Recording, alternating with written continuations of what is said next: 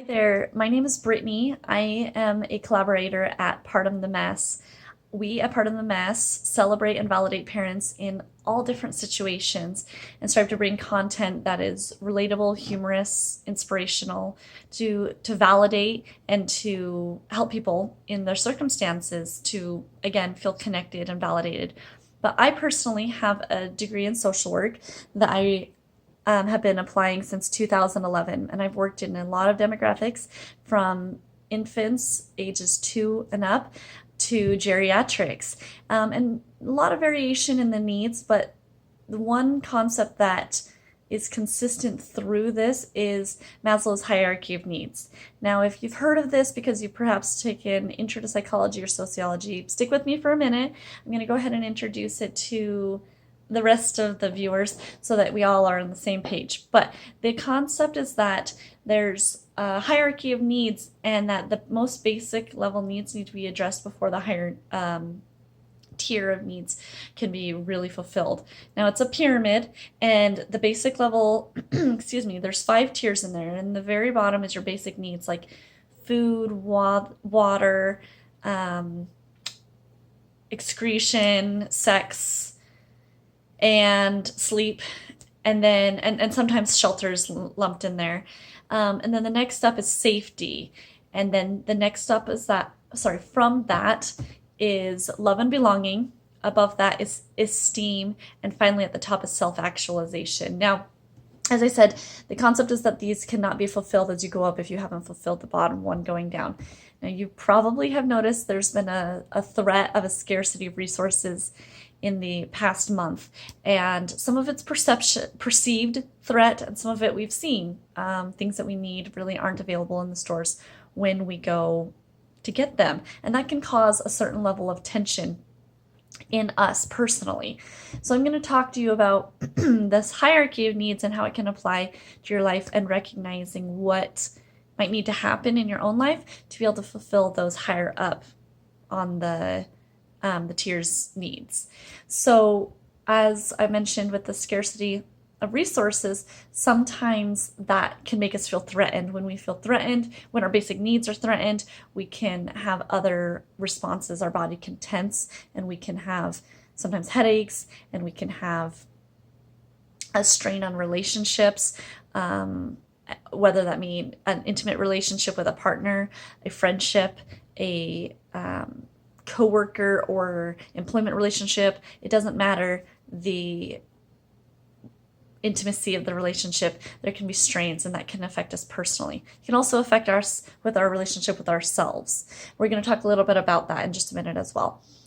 The whole point of me sharing that chart is for you to identify that sometimes there are certain areas that need some work before we get to our dream place. We can't always achieve that because we might be being ailed by something else. So it's important that we individually recognize what our needs are, excuse me, in whatever circumstance you're in, because I understand that the followers of Joyous Life, Healthy Life are going to be, they're not all just parents, but coming from a perspective of a parent, as I am, I'll relate to you that if I'm feeling a strain on me personally, that's going to affect my marriage, and that's going to affect my relationship with my children.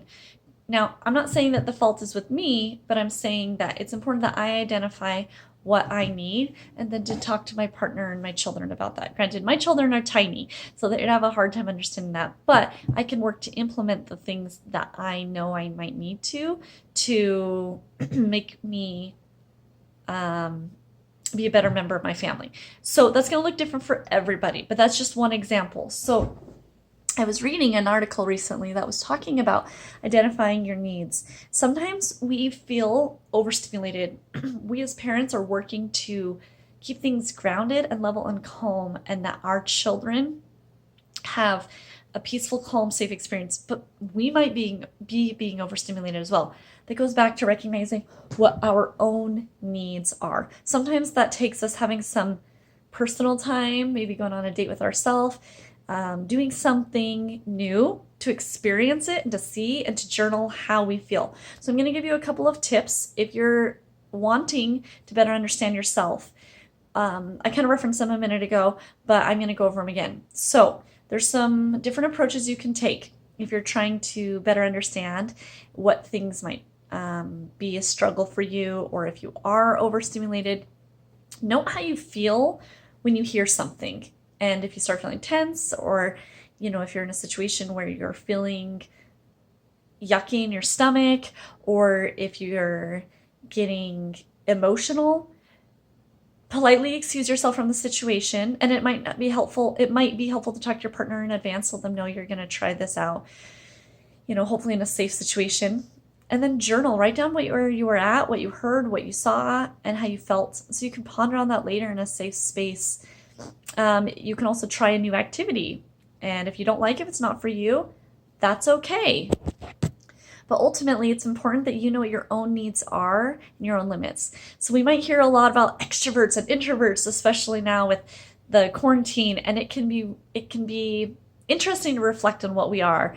I know that we're not often 100% this or 100% that, but everybody has limits. And so some of the introverts might be saying, this is awesome. I love this time away. I know my husband's a big introvert, so he loves having when he can have time away. And I'm a huge extrovert, and so I really need to have connection with people and to really thrive. And so we've had to work on how we can support each other in that and what our needs are.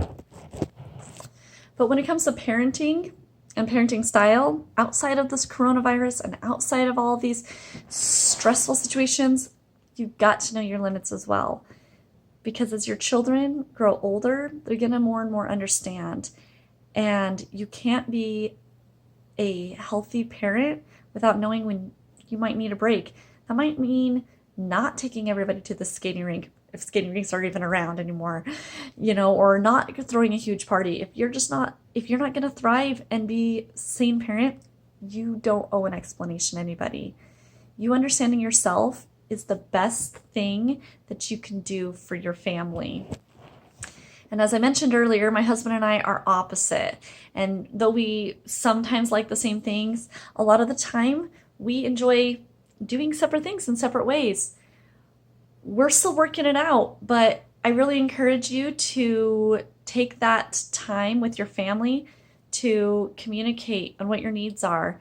And it's going to be a work in progress, but as you as an individual come to find out yourself and become more confident in what you need, then you can help other people when they understand what they need, and you can support each other, and love will continue to grow. Returning to Maslow's hierarchy, you'll be able to better understand, I'm just going to pull it up to reference it for a moment, better understand what the needs are and what needs to be done before you can go up.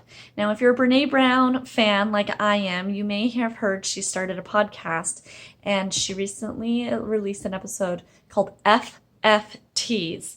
And I was listening to it, and she talked about how as parents, we don't always know what's going on, that it can be just as scary for us. And if we're feeling a little bit wobbly, as she says, that's okay. It's a new experience for all of us.